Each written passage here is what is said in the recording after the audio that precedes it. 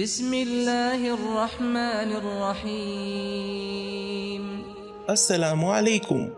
المصطفیٰ عالمی یونیورسٹی کے short term courses اور اسرا انسٹیٹیوٹ کے تعاون سے عقائدی شبہات اور ان کے جوابات آپ کے پیش خدمت۔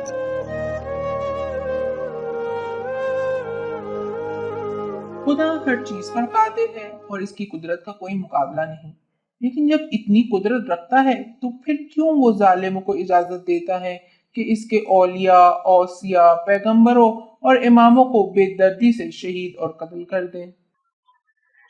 جہاں تک بات قدرت خدا کی ہے، خدا چاہے تو حضرت ابراہیم کے لیے آنکھ کو گلستان اور امام جواد علیہ السلام کے ٹکڑے ٹکڑے ہو جانے کے بعد بھی انہیں زندہ رکھ سکتا ہے۔ بس خدا ظالموں کو روکنے پر قادر ہے، لیکن پھر کیوں ظالموں کو ظلم کرنے کی اجازت دیتا ہے؟ دیکھیں، دنیا امتحان کی جگہ ہے۔ خدا نے انسانوں کو خلق کیا، اسے قدرت اور اختیار دیا تاکہ دیکھا جائے کہ وہ کیا کرتا ہے۔ کیا وہ اچھائی، احسان، مہربانی کے پیچھے جاتا ہے یا گناہ، ظلم، طغیانی، خون خرابے کے راستے کو چنتا ہے؟ خدا اپنے تمام پیغمبروں، آئمہ اور بندوں سے پیار کرتا ہے، لیکن اس سے محبت کی بنا پر وہ انسان کو آزمانے کے پروگرام کو بند نہیں کر سکتا۔ اگر وہ ظالموں کو ظلم کرنے کی اجازت نہ دے تو کیا کوئی ظلم و ستم کرنے کا سوچ سکتا تھا؟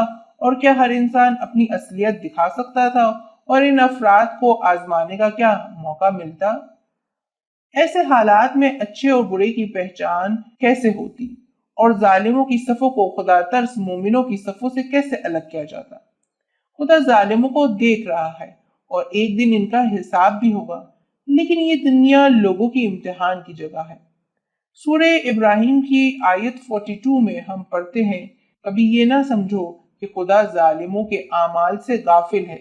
بے شک اللہ تعالیٰ ظالموں کو اس دنیا میں مختلف طریقوں سے سزا دیتا ہے، لیکن ظالموں کی سزا کا اصل مقام آخرت ہے، اور اس دنیا میں کیے جانے والے ظلم کی سزا اور حساب آخرت میں انہیں ملے گی۔ یہی وہ وجہ ہے کہ خدا ظالموں کو ظلم کرنے سے نہیں روکتا۔